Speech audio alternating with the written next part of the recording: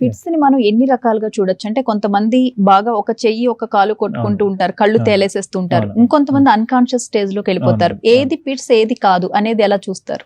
మనం ఇక్కడ ఫిట్స్ లాంటివి రెండింటిని కొద్దిగా డిఫరెన్షియేట్ చేసుకుందామండి.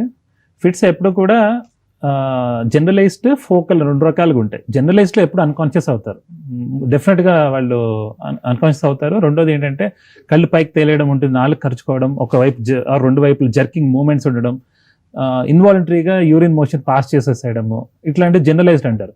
రెండోది ఫోకల్ అంటే ఒకవైపు ఒక చెయ్యి ఒక కాలు ఉండడం, అంటే వాళ్ళు కాన్షియస్గానే ఉంటారు బట్ వాళ్ళకి తెలుస్తూనే ఉంటుంది వాళ్ళకి ఫిట్ జరుగుతుందని, కానీ వాళ్ళ కంట్రోల్లో ఉండదు ఆ చెయ్యి కానీ కాలు కానీ, దాన్ని ఫోకల్ అంటారు.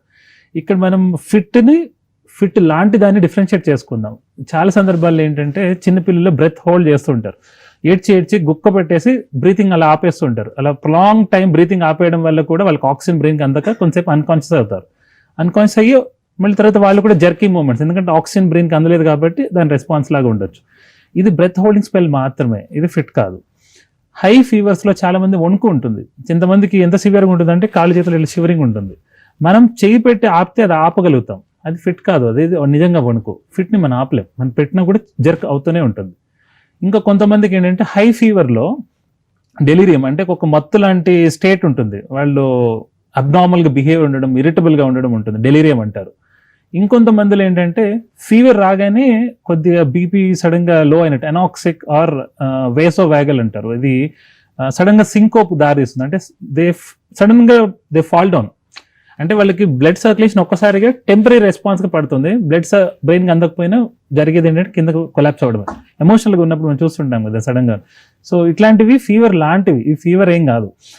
ఇవే కాకుండా నిజంగా మూర్ఛ ఉంటుంది, అంటే వాళ్ళకి బ్రెయిన్లో నిజంగా అబ్నార్మాలిటీ ఉండడం, వాళ్ళు మాత్రం ఫిట్స్ ఒక చిన్న ఏరియాలో ఉంటే ఫోకల్గా వస్తుంది, అంటే ఒక సైడ్ రావడం జర్కీ రావడం.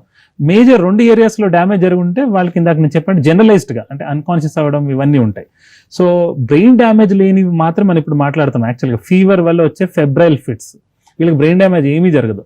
ఓన్లీ ఫీవర్ వల్ల అబ్నార్మల్గా బ్రెయిన్ దానికి రెస్పాన్స్ ఉండడం వల్ల బ్రెయిన్ డ్యామేజ్ అయితే ఎలా అయితే రెస్పాన్స్ ఉంటాయో, జర్క్స్ ఉంటాయో, ఫీవర్ వల్ల కూడా వస్తుంది.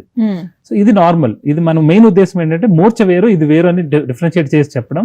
దేనికి కంగారు పడాలి, దేనికి కంగారు పడకూడదు అని అందరూ తెలుసుకుంటే బాగుంటుంది, అది మన ఉద్దేశం. అయితే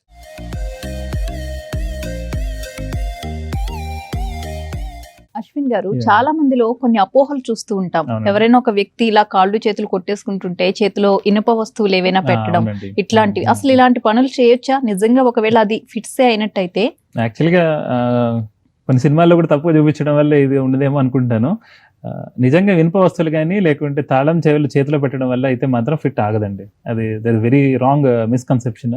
చాలా మంది ఏం చేస్తారంటే ఊర్లో ఉన్న వాళ్ళు కొంతమంది, నేను నన్ను వీళ్ళు నోరుని పళ్ళు కరుక్కుంటుంటారు. సో నాలుగుని కొరుచుకుంటున్నారు కదా అని వీళ్ళు కొన్ని వస్తువులు పెడతారు అన్నమాట. దానివల్ల పళ్ళు డ్యామేజ్ చేయడం ఇంకా ఫర్దర్ అవడమే కానీ దట్స్ రాంగ్ వే. ఇంకొకటి వీళ్ళకి వామిట్స్ అట్లాంటివి ఉంటాయి, నార్మల్గా పడుకోబెడతారు కాదు. ఫిట్స్ ఉన్న వాళ్ళని ఏంటంటే వెంటనే ఒక సైడ్ వెల్లకిలా ఒకవైపు పడుకోబెడితే ఏమవుతుందంటే వాళ్ళ నాలుకని వాళ్ళు ఖర్చుకుని నాలుకని వెనుకపడి వాళ్ళ బ్రీతింగ్కి అడ్డుపడకుండా ఉండడం ఒకటైతే, అదే టైంలో వాళ్ళు వాంతి చేసుకుంటే మనం ఒక సైడ్ పడుకోబెట్టాం కాబట్టి వాంతి బయటకు వెళ్ళిపోతుంది, మళ్ళీ అది యాస్పిరేట్ చేసుకుని లంగ్స్లోకి వెళ్ళడం, ఆ డ్యామేజ్ జరగకుండా ఉంటుంది.